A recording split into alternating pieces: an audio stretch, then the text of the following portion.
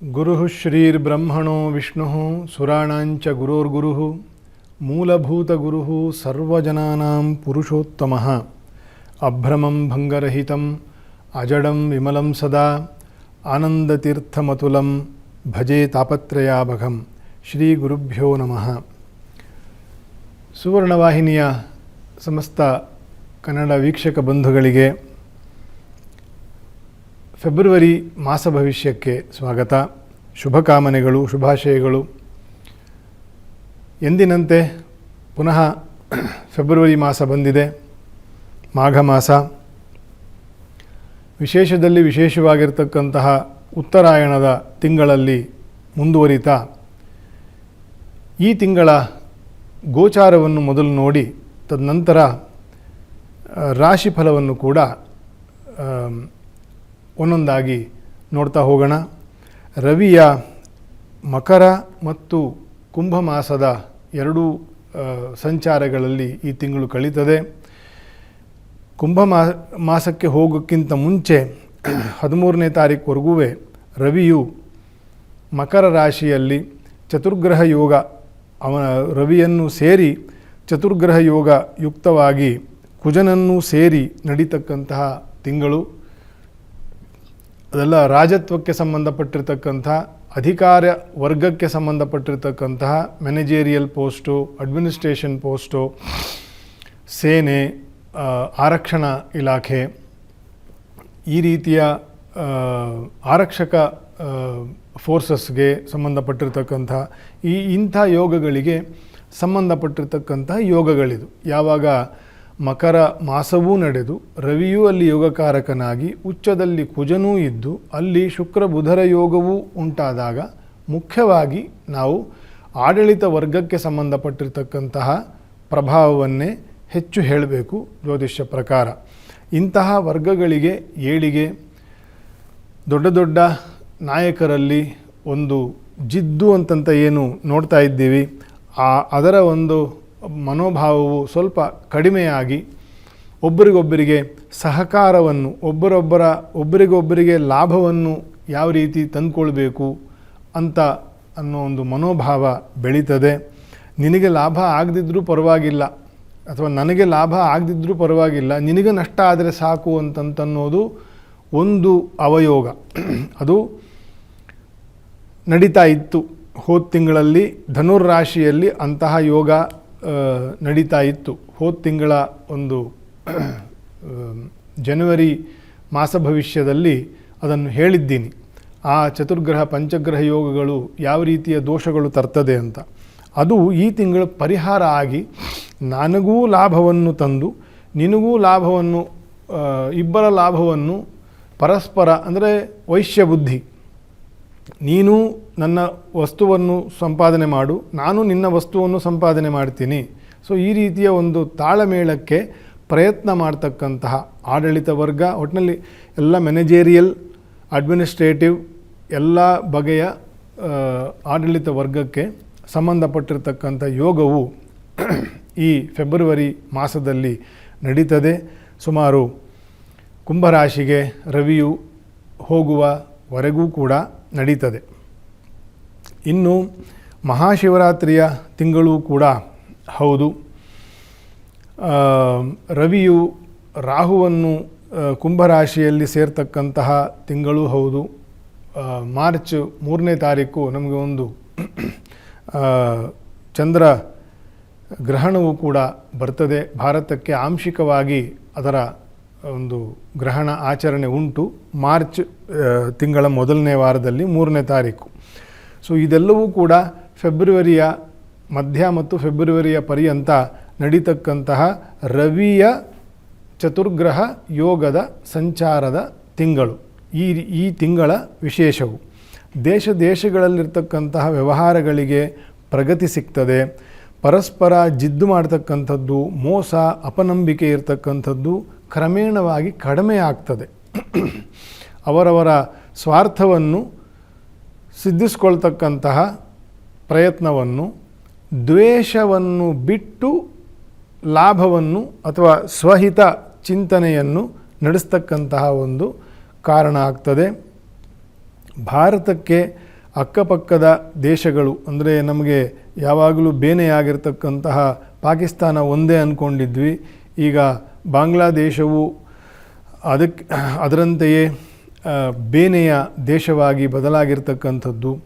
ಇವರು ಕಳ್ಳತನದಿಂದ ನಾನಾ ಬಗೆಯ ಸಮಸ್ಯೆಗಳನ್ನು ನಮ್ಮ ಬಾರ್ಡರ್ಗಳಿಗೆ, ನಮ್ಮ ಬಾರ್ಡರ್ ಸೆಕ್ಯೂರಿಟಿಗೆ, ಇದಕ್ಕೆಲ್ಲ ಹೆಚ್ಚು ಬಾಧೆಗಳು ಬರ್ತಕ್ಕಂತಹ ತಿಂಗಳು ಕೂಡ ಈಗ ಈ ಕುಂಭರಾಶಿಯ ಕುಂಭ ಮಾಸದ ತಿಂಗಳು ಆಗಿರುವುದರಿಂದ ಅಲ್ಲಿ ರವಿಯೂ ಬೆರೆತು, ಅಲ್ಲಿ ಚಂದ್ರನೂ ಹೋಗಿ, ಬುಧನೂ ಸೇರಿ, ಶುಕ್ರನೂ ಹೋಗಿ ಸೇರ್ತಾನೆ ಇದೇ ತಿಂಗಳು ಕೊನೆಯ ಪರ್ಯಂತ ಪ್ರೋಗ್ರೆಸಿವ್ಲಿ. ಸೊ ಇದೆಲ್ಲ ದೋಷಗಳು ಒಂದು ಕಳ್ಳಕಾಕರ ಬಾಧೆಯು, ನಯವಂಚಕರು ಅಂತಂತೇನು ಹೇಳ್ತೀವಿ. ಸೊ ಈ ನಯವಂಚಕತನದಿಂದ ಬಾರ್ಡರ್ಗಳಲ್ಲಿ ಸ್ವಲ್ಪ ಸಮಸ್ಯೆಗಳು ಉಂಟಾಗ್ತದೆ ಕಳ್ಳಕಾಕರಿಂದ. ವಕ್ರಿ ಗುರುವಿನ ಚಾರ ಮುಂದುವರೆದಿದೆ. ಭಾರತದ ಮಟ್ಟಿಗೆ ಗುರುವಿನ ಅನುಕೂಲ ಅತ್ಯುತ್ತಮವಾಗಿದೆ. ಅದರಿಂದ ನಾನಾ ಬಗೆಯ ದೋಷಗಳು ಕೂಡ ಅದು ಪರಿಹಾರ ಆಗ್ತದೆ. ನಾನಾ ಬಗೆಯ ವ್ಯಾಪಾರ ವ್ಯವಹಾರಗಳಿಗೆ ಏಳಿಗೆಯನ್ನು ಜನರು ಅನುಭವಿಸ್ತಕ್ಕಂತಹ ಮಾಸವೂ ಕೂಡ ವಕ್ರಿ ಗುರುವಿನ ಕುಂಭದೃಷ್ಟಿ, ಅದು ಬಹಳ ವಿಶೇಷವಾಗಿರ್ತಕ್ಕಂತಹ ಒಂದು ಯೋಗ ಮುಂದುವರೆದಿದೆ ಈ ತಿಂಗಳಿಗೆ. ಮತ್ತು ಈ ಗ್ರಹ ಯೋಗಗಳು ನಾನು ಹೋದ ತಿಂಗಳು ಹೇಳಿದ್ದೇನೆ, ಮಕರ, ಕುಂಭ ಮತ್ತು ಮೀನ ಅಂದರೆ ಮಾಘ, ಫಾಲ್ಗುಣ ಕಳೆದು ಯುಗಾದಿಯ ಹುಣ್ಣಿಮೆವರೆಗೂ ಈ ಚತುರ್ಗ್ರಹರು ರವಿ, ಚಂದ್ರ, ಬುಧ, ಶುಕ್ರ ಇಷ್ಟು ಗ್ರಹರು ರಾಹುವಿನ ಕೇಂದ್ರವನ್ನು ಕುಂಭದಲ್ಲಿ ಮತ್ತು ಶನಿಯ ಕೇಂದ್ರವನ್ನು ಮೀನದಲ್ಲಿ ಸಾಗಿ ಮುಂದೆ ಹೋಗ್ತಕ್ಕಂತಹ ತಿಂಗಳುಗಳು ಇದೆ. ಅದೇನು ಅಷ್ಟು ಒಳ್ಳೆಯ ವಿಷಯ ಅಲ್ಲ. ಗ್ರಹಚಾರ ವಿಷಯವಾಗಿ ಅನೇಕ ಬಗೆಯ ದೋಷಗಳನ್ನು ರಾಜಕೀಯವಾಗಿ, ಆಡಳಿತಾತ್ಮಕವಾಗಿ, ಒಬ್ಬರಿಗೊಬ್ಬರಿಗೆ ಇರತಕ್ಕಂತಹ ಒಂದು ಸ್ಥಿರತೆ ಮತ್ತು ಒಂದು ನಂಬಿಕೆ, ಇದೆಲ್ಲವೂ ಕೂಡ ಹುಸಿ, ನೀರ ಮೇಲಿನ ಗುಳ್ಳೆಯಂತೆ ಅಂತ ಏನು ಹೇಳ್ತೀವಿ. ನಂಬಿರ್ತಕ್ಕಂತಹ ವಿಷಯಗಳು, ನಂಬಿರ್ತಕ್ಕಂತಹ ವ್ಯವಹಾರಗಳು ಇದೆ ಅಂತಂತ ತೋರ್ತದೆ, ಆದರೆ ಅದು ಅಷ್ಟು ಪ್ರಯೋಜನಕ್ಕೆ ಬರದೇ ಇರತಕ್ಕಂತಹ ವಿಷಯ ಆಗ್ತದೆ. ಈ ರಾಹುವಿನ ಕೇಂದ್ರವನ್ನು ಮತ್ತು ಶನಿಯ ಕೇಂದ್ರವನ್ನು ದಾಟಿ ಮಧ್ಯದಲ್ಲಿ 2 ಗ್ರಹಣಗಳು ಕೂಡ ಆಗ್ತದೆ. ಆದರೆ ನಮಗೆ ಒಂದು ಗ್ರಹಣ ಮಾತ್ರ ಇದೆ. ಆದರೂ ಗ್ರಹಣವೇ. ಅದರ ದೋಷಗಳು ರವಿಯಿಂದಲೂ ಚಂದ್ರನಿಂದಲೂ ನಮಗೆ ಪ್ರಭಾವ ಉಂಟೇ ಉಂಟು. ಅಂತಹ ಒಂದು ತಿಂಗಳಿನ ಫೆಬ್ರವರಿ ತಿಂಗಳಿನ ಏಳಿಗೆಯಲ್ಲಿ ಇದ್ದೇವೆ. ಶ್ರೀ ದುರ್ಗಾ ಕ್ಷೇತ್ರಗಳು, ನಾಗಕ್ಷೇತ್ರಗಳಲ್ಲಿ ಮಹಾಯಾಗಗಳು, ಅನ್ನಸಂತರ್ಪಣೆ ಇತ್ಯಾದಿ ಸೇವೆಗಳನ್ನು ಧಾರ್ಮಿಕ ಸಂಸ್ಥಾನದವರು ಸರ್ಕಾರದ ಒಂದು ಒಳಗೊಳ್ಳುವಿಕೆಯಿಂದ ಇಂತಹ ಸೇವೆಯನ್ನು ಮಾಡ್ತಾ ಹೋಗೋದರಿಂದ ಅನೇಕ ದೋಷಗಳಿಗೆ ದೇವತಾ ರಕ್ಷೆಯನ್ನು ಅಥವಾ ದೇವತಾ ಅನುಗ್ರಹವನ್ನು ಸಂಪಾದಿಸಿಕೊಂಡು ಮುಂದೆ ಹೋಗ್ತಕ್ಕಂಥದ್ದು ಬಹಳ ಅವಶ್ಯಕವಾಗಿರ್ತಕ್ಕಂಥದ್ದು. ಕಲಿಯುಗದಲ್ಲಿ ನೀವು ಜನ ಹೇಳ್ತಾರೆ, ಎಲ್ಲ ಕಡೆ ದೇವಸ್ಥಾನದಲ್ಲಿ ಜನ ಇದ್ದೇ ಇರ್ತಾರೆ, ಎಲ್ಲ ಜ್ಯೋತಿಷಿಗಳು ಈ ಪೂಜೆ ಮಾಡಿ ಆ ಪೂಜೆ ಮಾಡಿ ಹೇಳ್ತಾನೇ ಇರ್ತಾರೆ.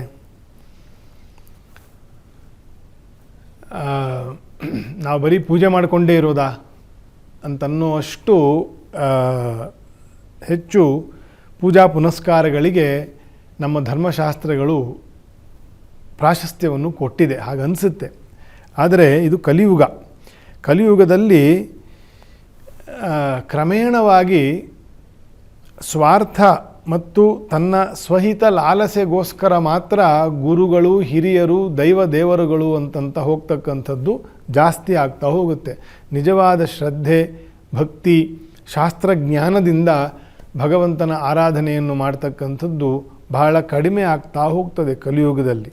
ಹಾಗಾಗಿ ಜ್ಯೋತಿಷಿಗಳು, ಧರ್ಮಶಾಸ್ತ್ರ ತಿಳ್ಕೊಂಡಿರ್ತಕ್ಕಂಥವರು ಇವರೆಲ್ಲ ಗ್ರಹಶಾಂತಿಯನ್ನು, ದುರ್ಗಾ ಸೇವೆಗಳನ್ನು, ನಾಗಾದಿ ದೇವರುಗಳ ಸೇವೆಯನ್ನು ಮಾಡಿ ಮಾಡ್ತಾನೇ ಈ ಕಲಿಯುಗದ ಭ್ರಾಂತಿಗಳೇನಿದೆ, ಕಲಿಯುಗದ ಕರ್ಮ ದೋಷಗಳೇನಿದೆ ಇದೆಲ್ಲವನ್ನು ಕೂಡ ಅಂದಿಗಂದಿನ ದೋಷ ದುಷ್ಕೃತ ಸಂದಂದಿಗೆ ಸಲ್ಲಿಸುವುದು ಅಂತಂತ. ಅದು ಆಗ್ತಾನೇ ಹೇಗೆ ಕೈಕಾಲು ಗಲೀಜು ಆಗ್ತಾ ಇರ್ತದೆ, ಕೆಲಸ ಮಾಡ್ತಾ ಇರ್ತೀವಿ, ಮತ್ತೆ ಕೈಕಾಲು ತೊಳ್ಕೊಂಡು ಮತ್ತೆ ಕೆಲಸ ಮಾಡೋದು ಹೇಗಿದೆಯೋ ಹಾಗೆ ಕಲಿಯುಗದಲ್ಲಿ ದೇವರುಗಳ ಸೇವೆಯನ್ನು ಮಾಡ್ತಾ ಇರಬೇಕು. ದ್ವಾಪರದ ಆರಂಭದಲ್ಲಿ ಎಲ್ಲವೂ ಯಜ್ಞಮಯವಾಗಿತ್ತು, ಎಲ್ಲವೂ ದೈವಮಯವಾಗಿತ್ತು. ಸಾಕ್ಷಾತ್ ದೇವತೆಗಳೇ ಭೂಮಿಯಲ್ಲಿ ಅವತಾರ ಮಾಡಿ ಈ ಭೂಮಿಯಲ್ಲಿ ನಡೆದಾಡ್ತಾ ಇರತಕ್ಕಂತಹ ಪುಣ್ಯವು ಈ ಭೂಮಿ ಗಳಿಸಿತ್ತು. ದ್ವಾಪರ ಅಂತ್ಯದವರೆಗೂ ನಾವು ದೇವರುಗಳು ಭೂಮಿಯಲ್ಲೇ ಇದ್ದರು. ಪಾಂಡವರು, ದ್ರೌಪದಿ, ಕುಂತಿ, ಶಂತನು, ಭೀಷ್ಮಾಚಾರ್ಯ, ದ್ರೋಣ, ಕೃಪ, ಉದ್ಧವ, ಎಲ್ಲದಕ್ಕಿಂತ ಮೇರು ಶ್ರೀಕೃಷ್ಣ, ಬಲರಾಮ, ಇವರೆಲ್ಲರೂ ಕೂಡ ಸ್ವಯಂ ದೇವತೆಗಳೇ. ಸೊ ಹಾಗಾಗಿ ಅಂತಹ ಒಂದು ಪುಣ್ಯ ಯೋಗಗಳು ಕಲಿಯುಗದಲ್ಲಿ ಇರೋದಿಲ್ಲ, ಬರೀ ಸ್ಮರಣೆ ಮಾತ್ರ ಇರ್ತದೆ. ಕೃಷ್ಣನ ಸ್ಮರಣೆ, ಸ್ಮರ ಕೃಷ್ಣಂ ಭಜ ಹರಿಂ ನಮಃ ವಿಷ್ಣುಂ ಸ್ಮರಾಚ್ಯುತಂ ಅಷ್ಟೇ. ಇವಾಗ ಸ್ಮರಣೆ ಕಣ್ಣಿನಿಂದ ನೋಡಲಿಕ್ಕೆ ಆಗಲ್ಲ, ಕಿವಿಯಿಂದ ಕೇಳಲಿಕ್ಕೆ ಆಗಲ್ಲ. ಅಥವಾ ಅಂದರೆ ಕಲಿಯುಗದಲ್ಲಿ ಯಾಕೆ ಹೆಚ್ಚು ದೇವರುಗಳನ್ನು, ಧರ್ಮವನ್ನು ನೀವು ಅವಲಂಬನೆ ಮಾಡಿ, ದೇವತಾ ಕೆಲಸವನ್ನು ಮಾಡಿ, ಯಜ್ಞ ಯಾಗಗಳನ್ನು ಮಾಡಿ, ಅರ್ಚನಾದಿ ಪುಣ್ಯ ಕೆಲಸವನ್ನು, ಸ್ನಾನಾದಿ ಪುಣ್ಯ ಕೆಲಸವನ್ನು ಮಾಡಿ ಅಂತ ಹೆಚ್ಚು ಯಾಕೆ ಹೇಳಿದ್ದಾರೆ ಅಂತಂದರೆ ಈ ಕಾರಣದಿಂದ. ನಮಗೆ ಸ್ಮರಣೆಯಲ್ಲಿ ಮಾತ್ರ ಧರ್ಮ ಇದೆ ಇವತ್ತು, ಆಚರಣೆಯಲ್ಲಿ ಇಲ್ಲ. ಯುಗಾಂತರದಲ್ಲಿ ಆಚರಣೆಯಲ್ಲಿ ಇತ್ತು. ಸ್ಮರಣೆಯು ಜ್ಞಾನದ ಒಂದು ಆಧಾರದಲ್ಲಿ ಇತ್ತು. ಇವತ್ತು ಬರೀ ನೆನಪಿನ ಆಧಾರದಲ್ಲಿದೆ ಅಷ್ಟೆ. ಜ್ಞಾನಕೋಶವು ತೆಗೆಯಲ್ಲ ಈ ಕಲಿಯುಗದಲ್ಲಿ. ಹಾಗಾಗಿ ಹೆಚ್ಚು ಭಗವಂತನ ಸ್ಮರಣೆ, ಹೆಚ್ಚು ದೇವರುಗಳ ಅರ್ಚನೆ, ಅವರ ಧ್ಯಾನ, ಅವರ ನಾಮಸ್ಮರಣೆ, ಗುರು ಹಿರಿಯರ ಆಶೀರ್ವಾದ, ಇದನ್ನೆಲ್ಲ ಆಗಾಗ ನಾವು ಮಾಡಿಕೊಳ್ತಾ ಮುಂದೆ ಹೋಗಬೇಕು. ಈ ಯುಗದ ಲಕ್ಷಣವು ಹೀಗಿದೆ. ಯಾಕಂದರೆ ಎಷ್ಟು ಪೂಜೆ, ಎಷ್ಟು ಪುನಸ್ಕಾರ ಅಂತಂತ ಆಕ್ಷೇಪಣೆ ಮಾಡ್ತಕ್ಕಂತಹ ಮನಸ್ಸುಗಳೇ ಜಾಸ್ತಿ ಇದೆ. ಅದೆಲ್ಲ ಅಮೆರಿಕಾದವರೆಲ್ಲ ಅದನ್ನು ಮಾಡಿಕೊಂಡೇ ಇರ್ತಾರಾ? ಅವನು ಬಿಲ್ ಗೇಟ್ಸ್ ಆಗಿದ್ದಾನೆ, ಇನ್ನೊಬ್ಬ ಎಲಾನ್ ಮಸ್ಕ್ ಆಗಿದ್ದಾನೆ, ಅವರೆಲ್ಲ ದೇವ್ರ ಪೂಜೆ ಮಾಡಿಕೊಂಡೇನೆ ಅಂತಂತ ಈ ರೀತಿಯೆಲ್ಲ ತರ್ಕಗಳು ಎಲ್ಲರಿಗೂ ಬರ್ತದೆ. ಇನ್ನೂ ಹೆಚ್ಚಾಗ್ತದೆ ಕಲಿಯುಗದಲ್ಲಿ. ಹಣ ಸಂಪಾದನೆ ಮಾಡಬೇಕು, ದೊಡ್ಡ ಇನ್ಸ್ಟಿಟ್ಯೂಷನ್ಸ್ಗಳ ಒಡೆಯರಾಗಬೇಕು, ದೊಡ್ಡ ವಿಜ್ಞಾನ ಕ್ಷೇತ್ರದಲ್ಲಿ ಅವರಂತೆ ನಾವು ಮಾಡಬೇಕು ಅಂತನ್ನೋದಕ್ಕೋಸ್ಕರ ದೇವರುಗಳು ಇಲ್ಲ. ಫಸ್ಟ್ ಆಫ್ ಆಲ್ ದೇವರುಗಳ ಸ್ಮರಣೆ, ಧರ್ಮದ ಆಚರಣೆ ಇರತಕ್ಕಂಥದ್ದು ಜನ್ಮ ಸಾರ್ಥಕತೆಗೆ. ಈ ಶರೀರ ಒಂದಿನ ಬಿದ್ದೋಗ್ತಕ್ಕಂಥದ್ದು ಧರ್ಮ. ಎಲಾನ್ ಮಸ್ಕ್ ಆದರೂ ಒಂದಿನ ಸಾಯಲೇಬೇಕು. ಹರಿಶ್ಚಂದ್ರನು ಒಂದಿನ ಸತ್ತ. ಆದರೆ ಹರಿಶ್ಚಂದ್ರನನ್ನು 4 ಯುಗ ಆದರೂ ಇವತ್ತೂ ಸ್ಮರಣೆ ಮಾಡ್ತೇವೆ. ಒಬ್ಬ ಇಂಡಸ್ಟ್ರಿಯಲಿಸ್ಟ್ನ ಯಾರೂ ಯುಗಾಂತರ ಆದಮೇಲೂ ಕೂಡ ಯಾರೂ ಸ್ಮರಣೆ ಮಾಡಿಕೊಳ್ಳೋದಿಲ್ಲ. ಯಾಕಂದರೆ ಅದು ಮೌಲ್ಯಯುಕ್ತವಾಗಿರ್ತಕ್ಕಂಥದ್ದು. ನಾಭಾಗ, ಹರಿಶ್ಚಂದ್ರ, ಪೃಥು, ದಶರಥ, ಇಕ್ಷ್ವಾಕು ವಂಶದ ದೊರೆಗಳು, ಸೋಮಕುಲದ ದೊರೆಗಳು, ಪಾಂಡವರು, ಇಂಥವ್ರನ್ನೆಲ್ಲ ನಾವು ಇವತ್ತಿಗೂ ಸ್ಮರಣೆ ಮಾಡ್ತೀವಿ. ಅವ್ರು ನಮಗೇನು ಹಣ ಕೊಟ್ಟು ಹೋಗಿಲ್ಲ ಸ್ಮರಣೆ ಮಾಡಲಿಕ್ಕೆ. ಅಥವಾ ಯಾರು ಇಂಡಸ್ಟ್ರಿಯಲಿಸ್ಟ್ಗಳಲ್ಲ, ಅಥವಾ ಪ್ರಜೆಗಳನ್ನು ಎಲ್ಲ ಸಲಹದಂತಹ ಏನು ಸಮಾಜವಾದಿಗಳಲ್ಲ. ಅವರಲ್ಲಿ ಇದಲ್ಲದ ಶರೀರ ಧರ್ಮ ಅಲ್ಲದ ಆತ್ಮಮೌಲ್ಯ, ಜೀವನ ಅಂದರೆ ಏನು, ಸಾಧನೆ ಅಂದರೆ ಏನು, ಆ ಕರ್ಮ ಮತ್ತು ಜ್ಞಾನಯೋಗದ ನಡೆ ಅಂದರೆ ಏನು, ಈ ಆದರ್ಶಗಳನ್ನು ಜೀವಿಸಿ ಅವರು ಅಮರರಾಗಿರ್ತಕ್ಕಂಥವ್ರು. ಹಾಗಾಗಿ ಸಂದರ್ಭ ಅಂತ ಹೇಳ್ತಾ ಇದ್ದೀನಿ, ದೈವ ದೇವರುಗಳನ್ನು ನಾವು ಹೆಚ್ಚು ಪೂಜೆ ಪುನಸ್ಕಾರ ಧ್ಯಾನ ಸ್ಮರಣೆಗಳನ್ನು ಮಾಡ್ತಕ್ಕಂಥದ್ದು ನಾವು ದೊಡ್ಡ ದೊಡ್ಡ ಇಂಡಸ್ಟ್ರಿಯಲಿಸ್ಟ್ಗಳಾಗಬೇಕು, ಅರಬೋ ಕೋಟಿ ರೂಪಾಯಿ ಚಿನ್ನ ಬಂಗಾರ ನಮ್ಮ ಹತ್ರ ಇರಬೇಕು ಅಂತನ್ನೋ ಉದ್ದೇಶಕ್ಕೆ ಅಲ್ಲ ಅನ್ನೋದನ್ನು ಮೊದಲು ತಿಳ್ಕೊಳ್ಬೇಕು. ನಮ್ಮಲ್ಲಿರ್ತಕ್ಕಂಥ ಆಧ್ಯಾತ್ಮಿಕ ಜ್ಞಾನ, ಕ್ಷಾತ್ರಜ್ಞಾನ ಇದು ಬೆಳಿಬೇಕು. ಅದು ದೈವ ದೇವರುಗಳ ಉಪಾಸನೆಯಿಂದ ಬರ್ತಕ್ಕಂಥದ್ದು. ಅದು ನಮ್ಮೊಂದಿಗೆ ಈ ಶರೀರ ಬಿದ್ದು ಹೋದ ಮೇಲೂ ಕೂಡ ನಮ್ಮೊಂದಿಗೆ ಬರ್ತಕ್ಕಂಥದ್ದು. ಹಾಗಾಗಿ ನಿಮ್ಮ ಆ ರೀತಿಯ ಜಿಜ್ಞಾಸೆ ಅಥವಾ ಫ್ರಸ್ಟ್ರೇಷನ್ಗಳಿಗೆ ಇದು ಸೂಕ್ತವಾಗಿರ್ತಕ್ಕಂಥ ಉತ್ತರ ಅಂತಂತ ಭಾವಿಸಿ ಹೇಳಿದ್ದೇನೆ. ಆದಷ್ಟು ಯುಗಾದಿಯ ಪರ್ವದ ಹುಣ್ಣಿಮೆಯವರೆಗೂ ಮಕರ, ಕುಂಭ, ಮೀನ, ಮೇಷ, ವೃಶ್ಚಿಕ ಅಥವಾ ವೃಶ್ಚಿಕ, ಮಕರ, ಕುಂಭ, ಮೀನ, ಮೇಷ ಇಷ್ಟೂ ರಾಶಿಯವರು ಆದಷ್ಟು ಸ್ವಲ್ಪ ಸಹನೆ, 10 ಮಾತಿಗೆ ಒಂದೇ ಮಾತು ಬಳಸ್ತಕ್ಕಂಥದ್ದು, ಖರ್ಚಿನಲ್ಲಿ ಹಿಡಿತಾ ಇರತಕ್ಕಂಥದ್ದು, ಪ್ರಯಾಣದಲ್ಲಿ ಟೂ ವೀಲರ್ ಇರ್ಬೋದು, ಕಾರ್ ಇರಬಹುದು, ಟ್ರೆಕ್ಕಿಂಗ್ ಇರಬಹುದು, ಅಲ್ಲಿ ಇಲ್ಲಿ ಆದಷ್ಟು ಜಾಗ್ರತೆ ವಹಿಸ್ತಕ್ಕಂಥದ್ದು, ಸಾವು ನೋವುಗಳು, ಕಷ್ಟ ನಷ್ಟಗಳು ಹೆಚ್ಚು ಆಗ್ತಕ್ಕಂತಹ ಗ್ರಹಚಾರಗಳು ಈ 5 ರಾಶಿಯವರಿಗೆ ಸ್ವಲ್ಪ ಹೆಚ್ಚು ಇರ್ತದೆ. ಸೊ ಆದಷ್ಟು ದುರ್ಗಾದೇವಿಯನ್ನು, ನಾಗಕ್ಷೇತ್ರಗಳಲ್ಲಿ ಸುಬ್ರಹ್ಮಣ್ಯ ದೇವರನ್ನು, ಲಕ್ಷ್ಮೀ ನರಸಿಂಹದೇವರನ್ನು ದರ್ಶನ ಮಾಡ್ತಕ್ಕಂಥದ್ದು, ಪ್ರದಕ್ಷಿಣಾ ನಮಸ್ಕಾರ ಮಾಡಿ ಪ್ರಾರ್ಥನೆ ಮಾಡ್ತಕ್ಕಂಥದ್ದು, ಇದೆಲ್ಲವನ್ನು ಕೂಡ ಭಕ್ತಿಯಿಂದ ಶ್ರದ್ಧೆಯಿಂದ ಮಾಡ್ತಾ, ದೇವತಾ ರಕ್ಷೆ ಇದ್ದರೆ 4 ದಿನ ನಾವು ನಂತರ ಏನು ಬೇಕಾದರೂ ಸಂಪಾದನೆ ಮಾಡಬಹುದು. ದೇವತಾ ರಕ್ಷೆಯೇ ಇಲ್ಲದೆ ಹೋದರೆ ಇರ್ತಕ್ಕಂತಹ ಸಂಪಾದನೆಯು ನಮ್ಮ ಕಣ್ಣು ಮುಂದೆಯೇ ನೀರಾಗಿ ಹೋಗ್ತದೆ. ಏನೇನೋ ಕಾರಣದಿಂದ ನಮ್ಮ ಕೈಲಿ ತಡೆಯೋಕ್ಕಾಗಲ್ಲ. ಹಾಗಾಗಿ ಸಂಕೀರ್ತ್ಯ ನಾರಾಯಣಃ ಶಬ್ದ ಮಾತ್ರಂ ವಿಮುಕ್ತ ದುಃಖಾಃ ಸುಖಿನೋ ಭವಂತು ಅನುಬ್ರುವಂತು. ನಾರಾಯಣನ, ಲಕ್ಷ್ಮೀನಾರಾಯಣನ ಹರಿನಾಮ ಸ್ಮರಣೆಯ ಒಂದು ಮಹತ್ವ ಭಾಗವತದಲ್ಲಿ ಹೇಳಿರ್ತಕ್ಕಂಥದ್ದು. ಅಂತೆಯೇ ದೈವ ದೇವರುಗಳು ಇವರ ಆರಾಧನೆಯನ್ನು ಮಾಡ್ತಾ ಆ ಪುಣ್ಯ ಸಾಧನೆಯನ್ನು ವಿಮುಕ್ತ ದುಃಖ, ಎಲ್ಲ ಬಗೆಯ ದುಃಖದಿಂದ ವಿಮುಕ್ತರಾಗ್ತಕ್ಕಂತಹ ಸುಖಿನೋ ಭವಂತು, ಎಲ್ಲ ಬಗೆಯ ಸುಖವನ್ನು ಅನುಗ್ರಹ ಮಾಡ್ತಕ್ಕಂತಹ ದೈವ ದೇವರುಗಳ ಆರಾಧನೆಯನ್ನು ವಿಶೇಷವಾಗಿ ಮಾಡ್ತಾ ಜನ್ಮವನ್ನು ಸಾರ್ಥಕಪಡಿಸ್ಕೊಳ್ಬೇಕು ಅಂತಕ್ಕಂಥದ್ದು ಒಟ್ಟಾರೆಯ ಒಂದು ಅಭಿಪ್ರಾಯ. ಇದು ಬರೀ ಮಾಸ ಭವಿಷ್ಯವೇ ನಿಮಿತ್ತ ಬಳಸಿಕೊಂಡು ಓವರಾಲ್ ಅದರ ಆಶಯವನ್ನು ನಾನು ಒಂದು ಜಿಜ್ಞಾಸೆಯ ಉತ್ತರವನ್ನು ಕೂಡ ಇದಕ್ಕೋಸ್ಕರ ಅಂತಂತ ಹೇಳಿದ್ದೀನಿ. ಮುಂದೆ ಫೆಬ್ರವರಿ ಮಾಸ ಭವಿಷ್ಯದ ರಾಶಿ ಫಲವನ್ನು ನೋಡ್ತಾ ಹೋಗೋಣ. ಮೇಷರಾಶಿ, ಲಾಭದ ರಾಹುವನ್ನು ಚತುರ್ಗ್ರಹರು ಹಾಯ್ಕೊಂಡು ಹೋಗ್ತಕ್ಕಂತಹ ಒಂದು ತಿಂಗಳಲ್ಲಿದ್ದೀವಿ. ಗುರುವಿನ ದೃಷ್ಟಿ ಇದೆ. ಜನ್ಮದ ಶನಿಯ ಹೊರತಾಗಿ ಅಂತಹ ದೋಷಗಳು, ಗ್ರಹಚಾರ ದೋಷಗಳು, ಅಂತಹ ಗಂಭೀರ ದೋಷಗಳು ಏನಿಲ್ಲ ಮೇಷರಾಶಿಯವರಿಗೆ.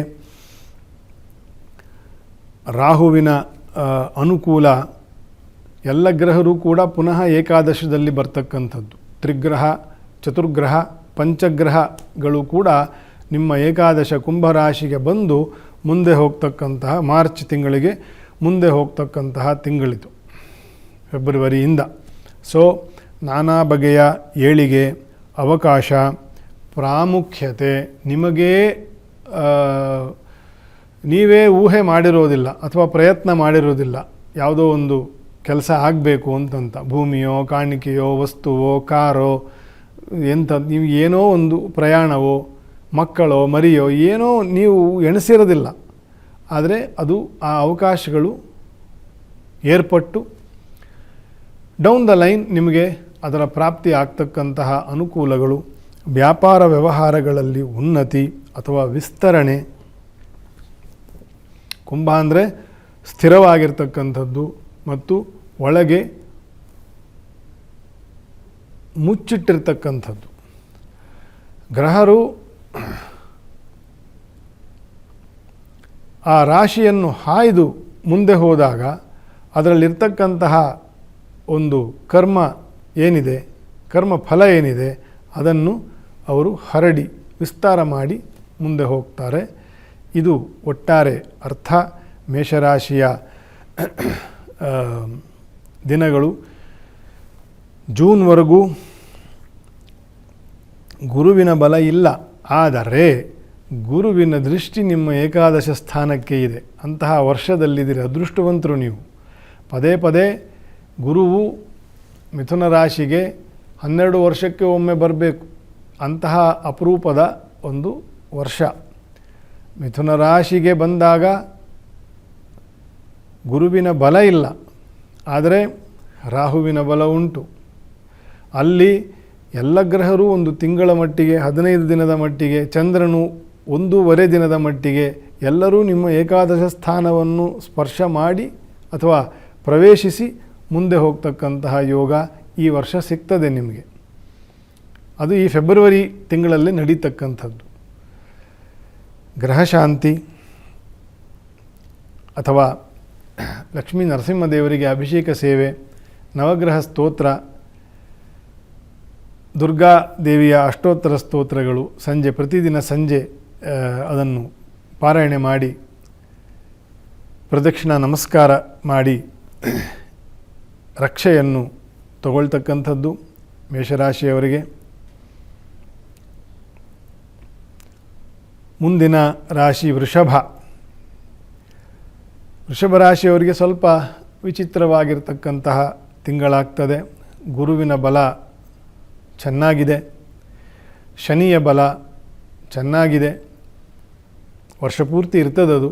ಜೂನ್ವರೆಗೂ ಗುರುವಿನ ಬಲ ಇರ್ತದೆ, ವರ್ಷಪೂರ್ತಿ ಶನಿಯ ಏಕಾದಶ ಫಲ ಇರ್ತದೆ. ಸಮಸ್ಯೆ ಇರೋದು ಅದಲ್ಲ. 10ನೇ ಮನೆಯಲ್ಲಿ ಕರ್ಮ ರಾಶಿಯಲ್ಲಿ ಚಂದ್ರನೂ ಸೇರಿ ಪಂಚಗ್ರಹ ಯೋಗಗಳ ತಿಂಗಳು. ಶತ್ರುಗಳು ಯಾರು, ಮಿತ್ರರು ಯಾರು ಅಂತ ಡಿಸೈಡ್ ಮಾಡೋದೇ ಕಷ್ಟ ಆಗ್ತದೆ. ಅಥವಾ ನಿಮಗೆ ಗೊತ್ತಾಗ್ತದೆ ಶತ್ರುಗಳು ಯಾರು ಅಥವಾ ನಿಜವಾದ ಮಿತ್ರರು ಯಾರು ಅಂತ ಗೊತ್ತಾಗುವ ಕಾಲ. ದೃಷ್ಟಿ ಅಂತಂದರೆ ಕಣ್ಣಿನ ದೃಷ್ಟಿ ಅಲ್ಲ, ಮನಸ್ಸಿನ ದೃಷ್ಟಿಯು ಸ್ವಲ್ಪ ಸೂಕ್ಷ್ಮವಾಗಿದ್ದರೆ ಈ ತಿಂಗಳು ನಿಮಗೆ ಅಂಥ ಪರಿಸ್ಥಿತಿ ಬರ್ತದೆ. ನಿಜವಾಗ್ಲೂ ಯಾರ ಫ್ರೆಂಡು, ನಿಜವಾಗ್ಲೂ ಯಾರ ಎನಿಮಿ ಅಂತಂತಾನು ಗೊತ್ತಾಗ್ತದೆ. ಇದು ಒಂದು ಭಾವ. ಇನ್ನೊಂದು, ಯಾರು ಮಿತ್ರರು ಯಾರು ಶತ್ರುಗಳು, ಈ ಗೋಜಲು ಕೂಡ ಕಾಡ್ತಕ್ಕಂತಹ ಒಂದು ಅನುಭವ ಬರ್ತದೆ ವೃಷಭ ರಾಶಿಯವರಿಗೆ. ಗಮನ ಕೊಡಬೇಕು, ಸ್ವಲ್ಪ ತಾಳ್ಮೆ.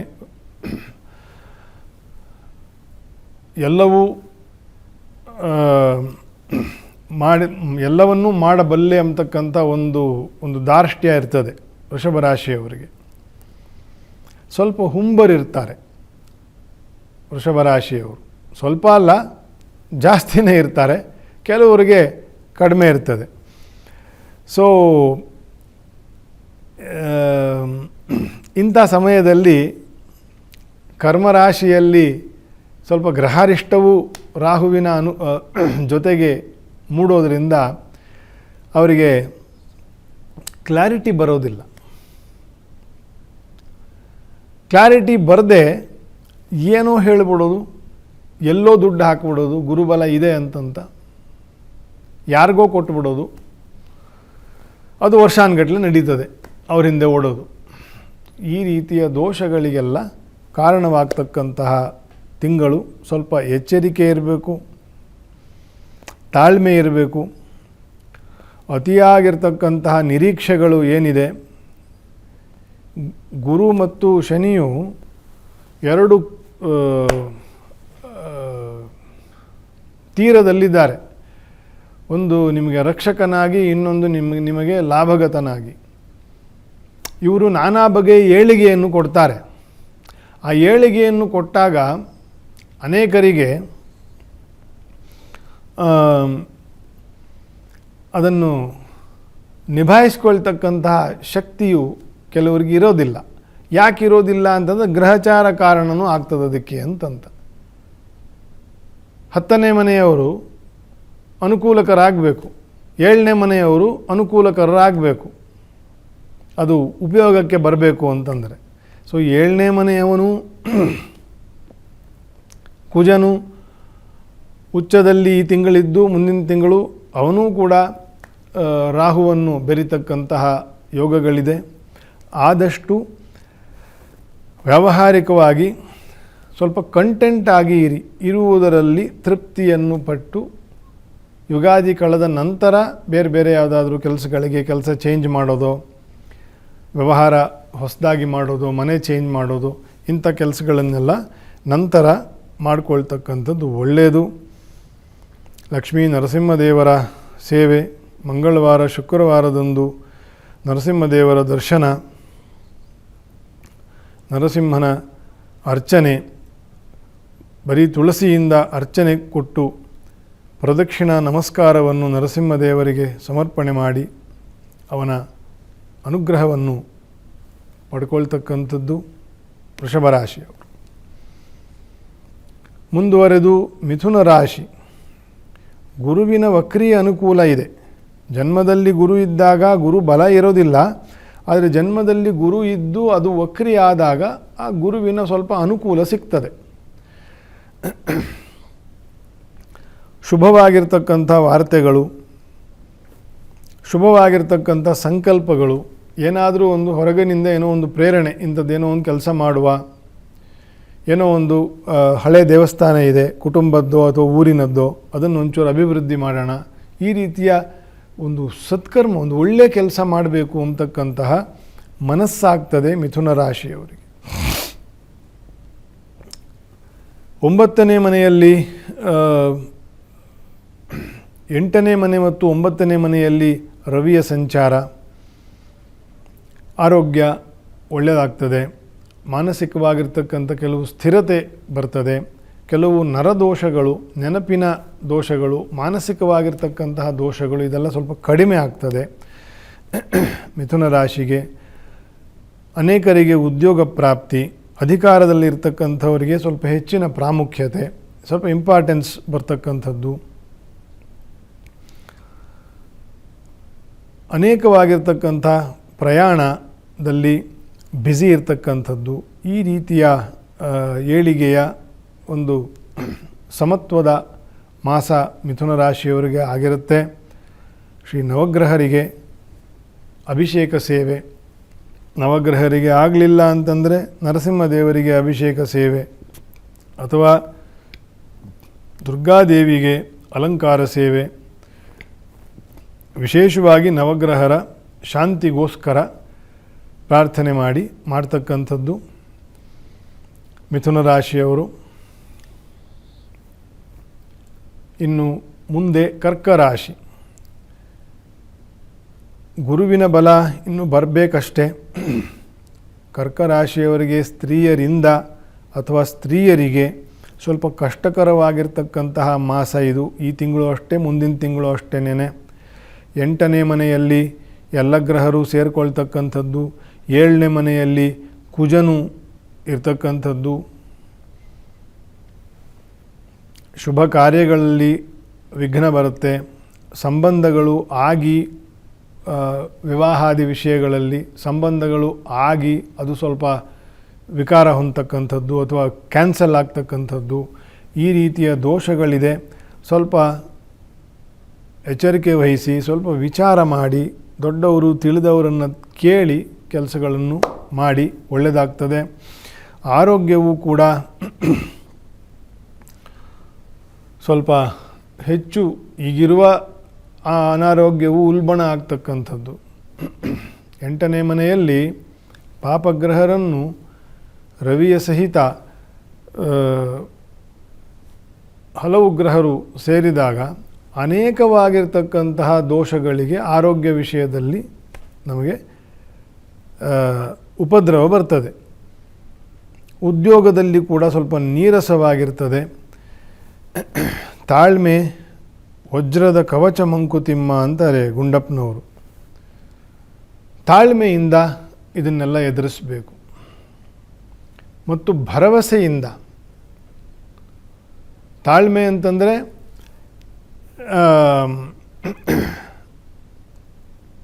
ಟ್ರಾಫಿಕ್ ಜಾಮಿಂದ ಮುಗಿಸ್ಕೊಂಡು ರೈಲ್ವೆ ಸ್ಟೇಷನ್ಗೋ ಏರ್ಪೋರ್ಟ್ಗೋ ಹೋದಂತೆ, ಅದು ತಾಳ್ಮೆ. ನೀವೇನು ಮಾಡೋಕ್ಕಾಗಲ್ಲ. ಯು ಕೆನಾಟ್ ಫ್ಲೈ ಟ್ರಾಫಿಕ್ಕಲ್ಲಿ. ಎಲ್ಲರ ಮಧ್ಯ ತಾಳ್ಮೆಯಿಂದ ಹೋಗಬೇಕು. ಇದು ತಾಳ್ಮೆ, ಇದು ಅನಿವಾರ್ಯ. ಇನ್ನೊಂದು ಭರವಸೆ, ಒಳ್ಳೆಯದಾಗುತ್ತೆ, ಸರಿ ಆಗುತ್ತೆ, ಇದೊಂದು ದಾಟ್ಕೊಂಡು ಹೋದ್ರೆ ಬಸ್ ಸಿಗ್ತದೆ ಅಥವಾ ಫ್ಲೈಟ್ ಸಿಗ್ತದೆ, ನಾನು ನನ್ನ ಕೆಲಸಕ್ಕೆ ಹೋಗ್ತೇನೆ, ಇದು ಭರವಸೆ. ಒಳ್ಳೆಯದಾಗುತ್ತೆ ಅಂತಕ್ಕಂಥದ್ದು ನಮಗೆ ನಾವೇ ನುಡ್ಕೊಳ್ತಕ್ಕಂತಹ ಭವಿಷ್ಯ. ಮಾಸ ಭವಿಷ್ಯ, ವರ್ಷ ಭವಿಷ್ಯ ಎಲ್ಲ ಬಿಡಿ, ಮುಖ್ಯವಾಗಿ ಬೇಕಾಗಿರ್ತಕ್ಕಂಥ ಮನುಷ್ಯನಿಗೆ ಆತ್ಮವಿಶ್ವಾಸ. ಅದಕ್ಕಿಂತ ಉತ್ತಮವಾಗಿರ್ತಕ್ಕಂಥ ಭವಿಷ್ಯ ಯಾವುದೂ ಇಲ್ಲ. ಹೊರಗಿಂದ ನಾವು ಎಷ್ಟೇ ಭವಿಷ್ಯ ಹೇಳಿದ್ರೂ ನಿಮಗೆ ಒಳಗಡೆ ವಿಶ್ವಾಸ ಇಲ್ಲದೆ ಹೋದರೆ, ಅಪನಂಬಿಕೆ ಇದ್ದರೆ, ಗಂಭೀರತೆ ಸೀರಿಯಸ್ನೆಸ್ ಇಲ್ಲದೆ ಹೋದರೆ, ಫೋಕಸ್ಡ್ ಸೈಟ್ ಇಲ್ಲದೆ ಹೋದರೆ ನಾವು ಹೊರಗಡೆಯಿಂದ ಏನು ತುಂಬೇನು ಪ್ರಯೋಜನ? ಹಾಗಾಗಿ ಆತ್ಮವಿಶ್ವಾಸ ಬಹಳ ಮುಖ್ಯ ಕರ್ಕ ರಾಶಿಯವರಿಗೆ. ಶ್ರೀ ದುರ್ಗಾದೇವಿಯ ಅಲಂಕಾರ ಪೂಜೆ, ಅರ್ಚನೆ, ದುರ್ಗಾ ದೀಪ ನಮಸ್ಕಾರ, ದುರ್ಗಾ ಕ್ಷೇತ್ರಗಳಿಗೆ ದರ್ಶನ, ಇದೆಲ್ಲವನ್ನು ಯಥಾಶಕ್ತಿ ಮಾಡಿಕೊಂಡು ಮುಂದೆ ಹೋಗೋದು ಕರ್ಕ ರಾಶಿಯವರಿಗೆ. ಮುಂದಿನ ರಾಶಿ ಸಿಂಹ. ಸಿಂಹ ರಾಶಿಗೆ 7ನೇ ಮನೆಯಲ್ಲಿ, 6ನೇ ಮನೆಯಲ್ಲಿ, 7ನೇ ಮನೆಯಲ್ಲಿ ರವಿ ಇತ್ಯಾದಿ ಗ್ರಹರು. ಶುಭ ಕಾರ್ಯಗಳಿಗೆ ಕೆಲವು ಅಡೆತಡೆಗಳು, ಓಕೆ ಆಗುತ್ತೆ ಅಂತನ್ನೋ ವಿಷಯಗಳಲ್ಲಿ ಅದು ಓಕೆ ಆಗಿ ನಿಂತು ಹೋಗ್ತಕ್ಕಂಥದ್ದು, ಓಕೆ ಆಗದೇ ಇರತಕ್ಕಂಥದ್ದು. 8ನೇ ಮನೆಯ ಶನಿಯ ಪ್ರಭಾವ ಅದು. 7ನೇ ಮನೆಯಲ್ಲಿ ಪಾಪಗ್ರಹ ಯುತಿಗಳಿದೆ. ತಾಳ್ಮೆಯಿಂದ ವ್ಯವಹರಿಸಬೇಕು. ವೈದ್ಯಕೀಯ ಜನರಿಗೆ, ವೈದ್ಯಕೀಯ ವರ್ಗಕ್ಕೆ ಪ್ರಗತಿ, ವ್ಯವಹಾರ ವಿಸ್ತಾರ ಇತ್ಯಾದಿ ಅನೇಕ ಶುಭ ಫಲಗಳಿದೆ. ಅದರ ಹೊರತಾಗಿ ದೇಶ ವಿದೇಶಗಳ ವ್ಯಾಪಾರಗಳು ಮಾಡ್ತಕ್ಕಂಥವರು, ಅವರಿಗೂ ಕೂಡ ಪ್ರಗತಿ ಇದೆ. ವಿದ್ಯಾರ್ಥಿಗಳು ಹೆಚ್ಚು ಗಮನ ಕೊಟ್ಟು ಓದಬೇಕು. 7ನೇ ಮನೆಯ ರಾಹು ಅಥವಾ 7ನೇ ಮನೆಯ ಶನಿ ವಿದ್ಯೆಯನ್ನು ಕೆಡಿಸ್ತಾನೆ, ಅಥವಾ 7ನೇ ಮನೆಯ ಕುಜ. 7ನೇ ಮನೆಯಲ್ಲಿ ರಾಹು ಆಲ್ರೆಡಿ ಇದೆ, ಅಲ್ಲಿ ಚಂದ್ರ ಹೋಗಿ ಸೇರ್ತಾನೆ, ಮನಸ್ಸು ಕೆಡ್ತು. ಅಲ್ಲಿ ರವಿ ಹೋಗಿ ಸೇರ್ತಾನೆ, ಆರೋಗ್ಯ ಕೆಡ್ತು. ಅಲ್ಲಿ ಬುಧ ಹೋಗಿ ಸೇರ್ತಾನೆ, ಫೈನಾನ್ಸ್ ಕೆಡ್ತು. ಅಲ್ಲಿ ಶುಕ್ರ ಹೋಗಿ ಸೇರ್ತಾನೆ, ಸಂಬಂಧ ಕೆಡ್ತು. ಸೊ ಯಾರ್ಯಾರು ಹೋಗಿ ರಾಹುವನ್ನು ಸೇರ್ತಾರೆ ಅವರವರ ಭಾವದ ಫಲಗಳು ನಷ್ಟ ಆಗ್ತಾ ಹೋಗ್ತದೆ. 7ನೇ ಮನೆ ಅಂತಂದರೆ ಎಲ್ಲ ಏಳಿಗೆ ಕೊಡ್ತಕ್ಕಂಥ, ಅದಕ್ಕೆ 7 ಅಂತಂತ. 7 ಅಂದರೆ ಏಳಿಗೆ ಅಂತ. ಸೊ ಇದಕ್ಕೆ ಸ್ವಲ್ಪ ಸಮಸ್ಯೆ ಬರ್ತದೆ ಸಿಂಹರಾಶಿಯವರಿಗೆ. ಗ್ರಹಶಾಂತಿ, ನಾಗದೇವರಿಗೆ, ಸುಬ್ರಹ್ಮಣ್ಯ ದೇವರಿಗೆ ಅಭಿಷೇಕ ಸೇವೆ, ನರಸಿಂಹದೇವರ ಅರ್ಚನೆ, ಅಷ್ಟೋತ್ತರ ಸೇವೆ, ನಾಮಸ್ಮರಣೆ ಇತ್ಯಾದಿಗಳನ್ನು ವಿಶೇಷವಾಗಿ ಮಾಡಬೇಕು. ನರಸಿಂಹದೇವರು, ಶ್ರೀನಿವಾಸ ದೇವರು, ಗ್ರಹಶಾಂತಿ, ದೇವತಾ ಅನುಗ್ರಹ ಇದೆಲ್ಲವನ್ನು ಕೂಡ ಪ್ರಾರ್ಥನೆ ಮಾಡಿಕೊಂಡು ಮುಂದಿನ ರಾಶಿ ಕನ್ಯಾ. ಕನ್ಯಾ ರಾಶಿಗೆ ಷಷ್ಠದಲ್ಲಿ, ಪಂಚಮದಲ್ಲಿ ಮತ್ತು ಷಷ್ಠದಲ್ಲಿ ರವಿಯ ಸಂಚಾರ, ಶತ್ರುನಾಶ, ಶತ್ರುಭೀತಿ ಪರಿಹಾರ, ಉದ್ಯೋಗದಲ್ಲಿ ಬಡ್ತಿ, ಪ್ರಯಾಣಾದಿಗಳು, ಧನಾದಾಯದಲ್ಲಿ ಉತ್ತಮವಾಗಿರ್ತಕ್ಕಂಥ ಏಳಿಗೆ, ದ್ವಿತೀಯಾಧಿಪತಿಯ ಅನುಕೂಲವೂ ಇದೆ, ತೃತೀಯಾಧಿಪತಿಯ ಅನುಕೂಲವೂ ಇದೆ, ಚತುರ್ಥಾಧಿಪತಿಯ ಅನುಕೂಲವೂ ಇದೆ. ಅಂದರೆ ಶುಕ್ರ, ಕುಜ, ಗುರು ಎಲ್ಲರ ಅನುಕೂಲ ಇರತಕ್ಕಂತಹ ತಿಂಗಳು. ಧೈರ್ಯದಿಂದ, ಸಾಹಸದಿಂದ ಕೆಲಸವನ್ನು ಮಾಡ್ತಕ್ಕಂತಹ ಒಂದು ಮನೋಭಾವ ಬರ್ತದೆ. ಸಂಬಂಧಗಳು ಕೂಡ ಸಹಾಯಕವಾಗುತ್ತೆ. ಒಳ್ಳೆಯ ತಿಂಗಳು, ಮುಂದುವರಿಯಿರಿ.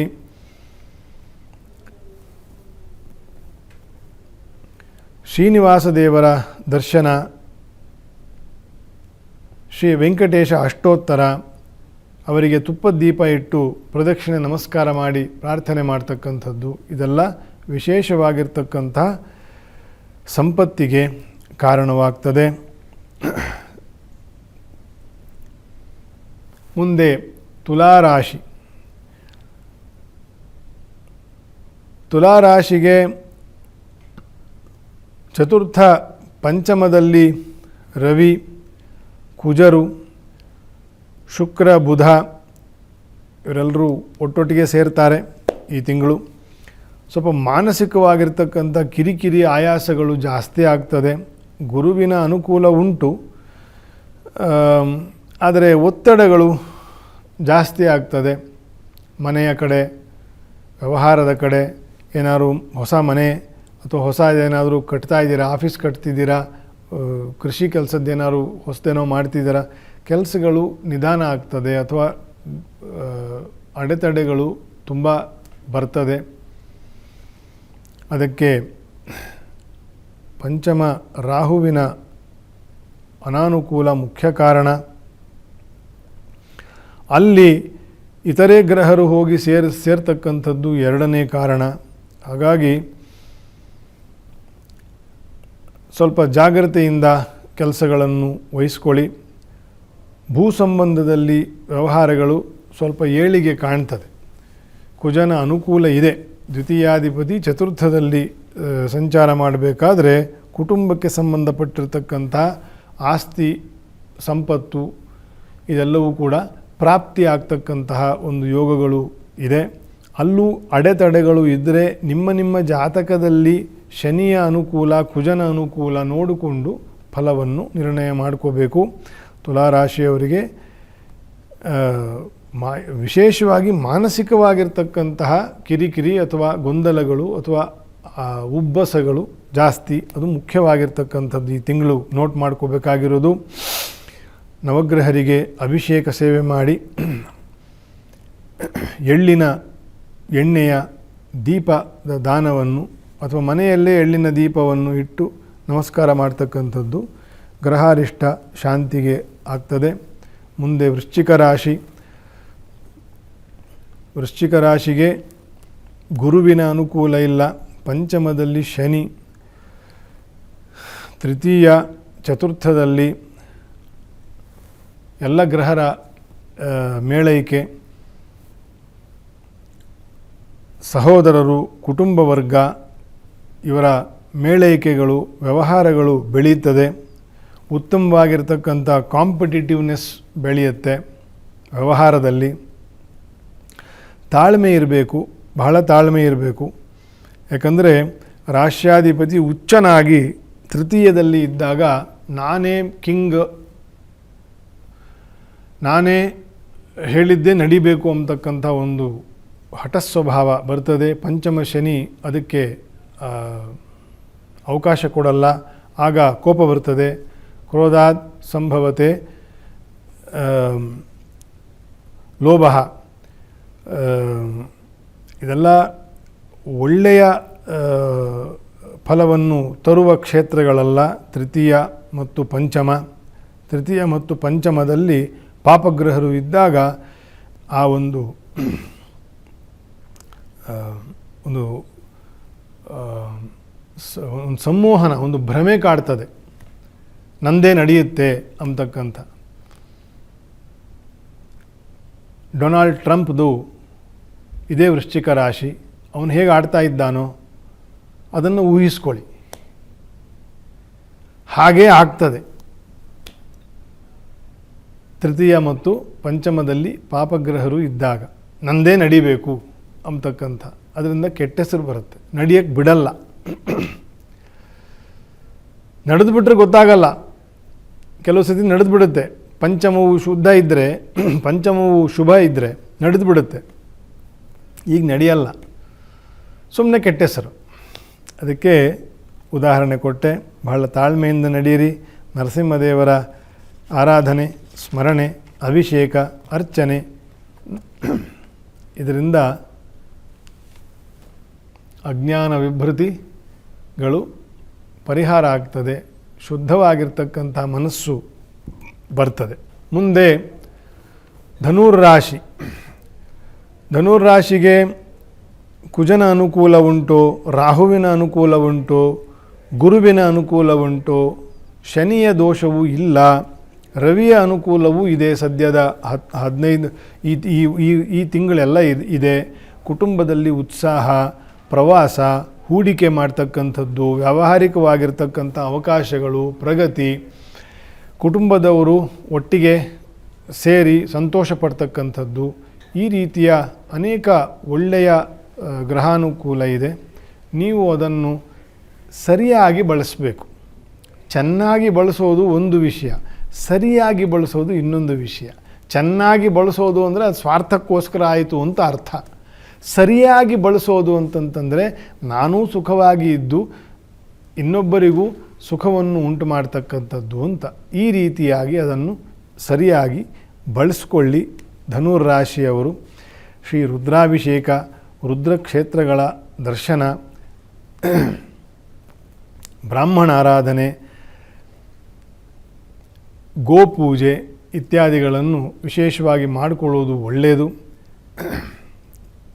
ಗ್ರಹಾನುಕೂಲ ಚೆನ್ನಾಗಿ ಇದ್ದಾಗ ದೇವತೆಗಳ ಆರಾಧನೆಯನ್ನು ವಿಶೇಷವಾಗಿ ಹೆಚ್ಚಾಗಿ ಮಾಡಬೇಕು,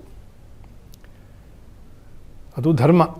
ಹಾಗಾಗಿ ಧನುರ್ರಾಶಿಯವರಿಗೆ ವಿಶೇಷವಾಗಿರ್ತಕ್ಕಂತಹ ತಿಂಗಳು ಫೆಬ್ರವರಿ. ಮುಂದುವರೆದು ಮಕರ ರಾಶಿ. ಮಕರದಲ್ಲೇ ರವಿಯ ಸಂಚಾರ, ಮುಂದೆ ಕುಂಭಕ್ಕೂ ಹೋಗ್ತಾನೆ. ಕುಜನ ಅನುಕೂಲ, ಉಚ್ಚದಲ್ಲಿ ಇರತಕ್ಕಂತಹ ಕುಜ. ಶುಕ್ರನೂ ಕೂಡ ಯೋಗಕಾರಕ. ಓವರಾಲ್ ಒಳ್ಳೆಯ ತಿಂಗಳು. ಗುರುವಿನ ಅನುಕೂಲ ಒಂದು ಇಲ್ಲ, ಅದು ಬರೋವರೆಗೂ ಸ್ವಲ್ಪ ಹೀಗೆ ಇರ್ತದೆ. ಒಂದು 10 ಹೆಜ್ಜೆಗೆ 10 ಹೆಜ್ಜೆ ಪ್ರಾಪ್ತಿ ಅಂತ. 50 ರೂಪಾಯಿಗೆ 50 ರೂಪಾಯಿ ಸಿಗ್ತದೆ. ನೀವೆಷ್ಟು ಪರಿಶ್ರಮ ಹಾಕ್ತೀರೋ ಅಷ್ಟು ಫಲ ಸಿಗ್ತದೆ ಮಕರ ರಾಶಿಯವರಿಗೆ. ಸ್ವಾಭಿಮಾನ ಅಥವಾ ಆತ್ಮಶಕ್ತಿ ವೃದ್ಧಿ, ಆರೋಗ್ಯ ವೃದ್ಧಿ ಇತ್ಯಾದಿಗಳನ್ನು ಕೂಡ ಈ ತಿಂಗಳಲ್ಲಿ ನೀವು ಪಡಿತೀರಿ. ಸ್ತ್ರೀಯರಿಗೆ ಸ್ವಲ್ಪ ಸ್ವಜನರಿಂದ ತಾಪತ್ರಯ ಆಗಲಿಕ್ಕಿದೆ. ಶುಕ್ರನು ಕುಜನನ್ನು ಬೆರೆಯೋದು, ಮುಂದೆ ಶುಕ್ರನು ರಾಹುವನ್ನು ಬೆರೆಯೋದು, ಈ ರವಿಯು ರಾಹುವನ್ನು ಬೆರೆಯೋದೆಲ್ಲ ಆಗ್ತದೆ ಈ ತಿಂಗಳು. ಸ್ತ್ರೀಯರಿಗೆ ಸ್ವಲ್ಪ ದೋಷಗಳು, ಮಾನಸಿಕ ಕಿರಿಕಿರಿಗಳು, ನಂಬಿ ಮೋಸ ಹೋಗ್ತಕ್ಕಂತಹ ಒಂದು ಸಂದರ್ಭಗಳು, ಸ್ವಲ್ಪ ಜಾಗ್ರತೆಯಿಂದ ಇರಬೇಕು. ಹೆಣ್ಣುಮಕ್ಕಳು ಹಣಕಾಸಿನ ವಿಷಯದಲ್ಲೂ ಅಷ್ಟೇ, ಸಂಬಂಧಗಳ ವಿಷಯದಲ್ಲೂ ಅಷ್ಟೇ ಈ ತಿಂಗಳು ಮತ್ತು ಮುಂದಿನ ತಿಂಗಳು ಕೂಡ, ಮಾರ್ಚ್ ಕೂಡ ಮಕರ ರಾಶಿಯವರು. ಕುಂಭರಾಶಿಯವ್ರಿಗೂ ಅಷ್ಟೇನೆ. ಸೊ ವ್ಯವಹಾರಗಳು ಸ್ವಲ್ಪ ನಿಧಾನ ಆಗ್ತದೆ, ಜಾಗ್ರತೆ ಇರಬೇಕು. ರಾಹುವು ತಾಳ್ಮೆಯನ್ನು ಕಳಿತಾನೆ. ಶನಿಯು ತೃತೀಯದಲ್ಲಿ ಇದ್ದುಕೊಂಡು ಹೆಚ್ಚಿನ ಪ್ರಯತ್ನಕ್ಕೆ, ಹೆಚ್ಚಿನ ಒಂದು ಹೂಡಿಕೆಗೆ ಪ್ರೇರೇಪಿಸ್ತಾನೆ. ಒಂದು ಸ್ಲೋ ಇನ್ನೊಂದು ಬೇಗ ಬೇಗ ಆಗಬೇಕು, ತಾಳ್ಮೆಯನ್ನು ಪರೀಕ್ಷೆ ಮಾಡ್ತಕ್ಕಂಥದ್ದು. ಸೊ ಇದೆಲ್ಲ ಸ್ವಲ್ಪ ದೋಷಗಳಿಗೆ ಕಾರಣವಾಗ್ತದೆ.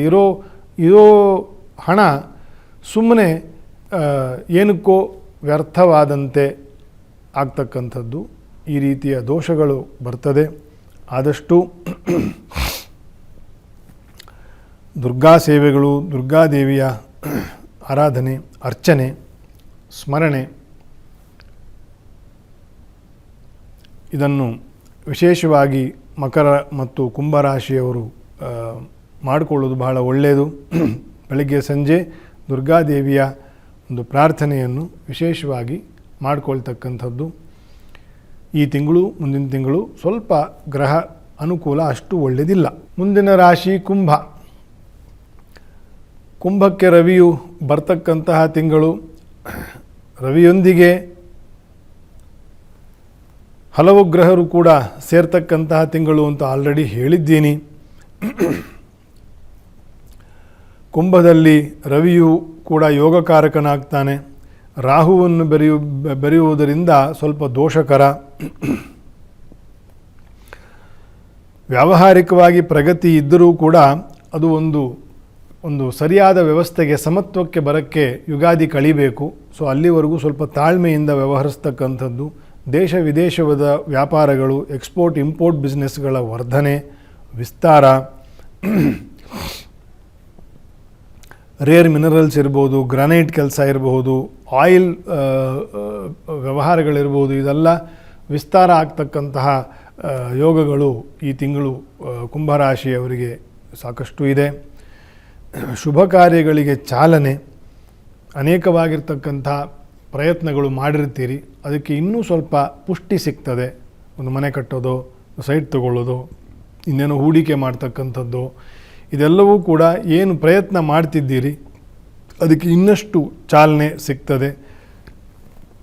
ದುರ್ಗಾದೇವಿಯ ಮತ್ತು ನಾಗಕ್ಷೇತ್ರಗಳಲ್ಲಿ ದರ್ಶನ, ಅಭಿಷೇಕ ಸೇವೆಗಳು ಇದನ್ನು ಮಾಡಿ ಪ್ರಾರ್ಥನೆ ಮಾಡ್ತಕ್ಕಂಥದ್ದು ಕುಂಭರಾಶಿಯವರು ಭಾಳ ಒಳ್ಳೆಯದಾಗ್ತದೆ. ಕೊನೆಯದಾಗಿ ಫೆಬ್ರವರಿ ಮಾಸದ ಮೀನರಾಶಿಗೆ ಗುರುವಿನ ಬಲ ಅಷ್ಟಕ್ಕಷ್ಟೇನೇ. ಜನ್ಮದಲ್ಲಿ ಶನಿ ಮುಂದುವರಿತಕ್ಕಂಥದ್ದು, ವ್ಯಯದಲ್ಲಿ ಬರ್ತಕ್ಕಂತಹ ಹಲವು ತ್ರಿಗ್ರಹ ಪಂಚಗ್ರಹ ಯೋಗಗಳು, ರಾಹು ವ್ಯಯದಲ್ಲಿ ಆಲ್ರೆಡಿ ಇರ್ತಕ್ಕಂಥದ್ದು, ಇರುವ ಸಮಸ್ಯೆಗಳು ಇನ್ನಷ್ಟು ಉಲ್ಬಣ ಆಗ್ತಕ್ಕಂತಹ ತಿಂಗಳಲ್ಲಿ ಇದ್ದೀರಿ. ಈ ತಿಂಗಳು ಅಷ್ಟೇ, ಮುಂದಿನ ತಿಂಗಳು ಅಷ್ಟೇನೆ. ಸ್ತ್ರೀಯರಿಗೆ ಹೆಚ್ಚು ಬಾಧೆ. ಶುಭ ಕಾರ್ಯಗಳಲ್ಲಿ ಇನ್ನಷ್ಟು ಪ್ರಯತ್ನ ಹಾಕಬೇಕಾಗತ್ತೆ. ಎಷ್ಟೇ ಚಾಲೆಂಜಸ್ ಬಂದರೂ ಕೂಡ ನಾವು ನಮ್ಮ ಪ್ರಯತ್ನ ಬಲದ ಮೇಲೆ, ನಮ್ಮ ಕ್ರಿಯಾಶೀಲತೆಯ ಮೇಲೆ ನಮಗೆ ಯಾವತ್ತೂ ವಿಶ್ವಾಸ ಇರಬೇಕು. ಉದಾಸರಾಗಬಾರ್ದು. ಈ ಮಂತ್ರವನ್ನು ಚೆನ್ನಾಗಿ ನೆನಪಿಟ್ಟುಕೊಂಡು ಸ್ವಲ್ಪ ಯೋಗಾಸನ, ಪ್ರಾಣಾಯಾಮ, ನಾಮಸ್ಮರಣೆ, ಸಮಾಧಾನವಾಗಿ ಇರೋದನ್ನು ಅಭ್ಯಾಸ ಮಾಡಬೇಕು. ಯಾಕಂದರೆ ಈಗ 2 ತಿಂಗಳೇನೋ ಕಳೆದು ಹೋಗ್ತದೆ, ಆದರೆ ಜನ್ಮ ಶನಿಯು ಕಳೆಯೋದು ಇನ್ನೂ 2 ವರ್ಷ ಇದೆ. ಇನ್ನೂ 6 ತಿಂಗಳು 8 ತಿಂಗಳಿದೆ ರಾಹುವಿನ ವ್ಯಯದಲ್ಲಿ ಇರತಕ್ಕಂಥದ್ದು. ಸೊ ಈಗಲಿಂದ ಅದನ್ನು ಪಾಸಿಟಿವ್ ಆಗಿ ತಗೊಂಡು ಅದಕ್ಕೆ ಬೇಕಾಗಿರ್ತಕ್ಕಂತಹ ಮನೋಧರ್ಮವನ್ನು ಸರಿ ಮಾಡಿಕೊಂಡು, ಸಮತ್ವಂ ಯೋಗ ಉಚ್ಯತೆ, ನಾತಿ ನೀಚ ನಾತಿ ಉಚ್ಚ, ನಾನು ಆ ಕಡೆನೂ ಬೀಳಬಾರ್ದು, ಈ ಕಡೆನೂ ಬೀಳಬಾರ್ದು, ನನಗೆ ಈಗೋನೂ ಬೆಳಿಬಾರ್ದು, ಡಿಪ್ರೆಷನ್ನೂ ಆಗಬಾರ್ದು. ಇದರ ಮಧ್ಯೆ ಇರತಕ್ಕಂತಹ ದಾರಿಯೇ ಯೋಗ ಮಾರ್ಗ ಅಂತಂತ ಕರೆಯೋದು.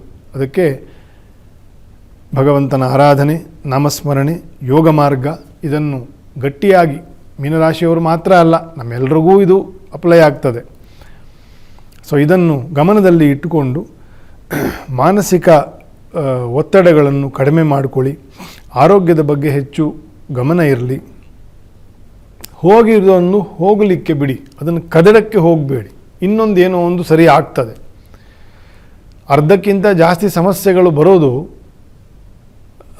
ನಾವು ಹೋಗಿರೋವಂಥ, ಅಂದರೆ ನಮ್ಮ ಕೈ ಮೀರಿ ಹೋಗಿರ್ತಕ್ಕಂತಹ ವಸ್ತು ವಿಷಯಗಳೇನಿರ್ತದೆ ಅದರ ಹಿಂದೆ ವ್ಯರ್ಥವಾಗಿ ನಾವು ಅದನ್ನು ಸಮಯ ಮತ್ತು ರಿಸೋರ್ಸಸ್ಸನ್ನು ಹಾಳು ಮಾಡ್ತೀವಿ. ಸೊ ಅದರಿಂದ ಸಮಸ್ಯೆ ಉಲ್ಬಣ ಆಗ್ತದೆ. ಹೋಗಿದ್ದನ್ನು ಹೋಗಲಿಕ್ಕೆ ಬಿಡಿ, let go, chase new thing, try again tomorrow. ಇವತ್ತು ಬಿಟ್ಬಿಡಿ, ನಾಳೆ ಮತ್ತೆ ಇನ್ನೊಂದು ಪ್ರಯತ್ನ ಮಾಡೋಣ.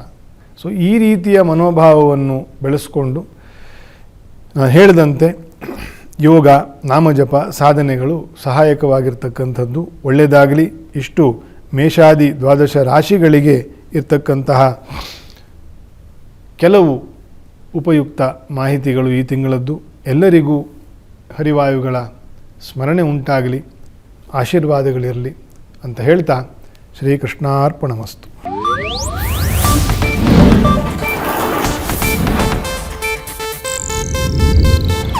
ಇದು ಏಷ್ಯಾನೆಟ್ ನ್ಯೂಸ್ ನೆಟ್ವರ್ಕ್ ಪ್ರಸ್ತುತಿ.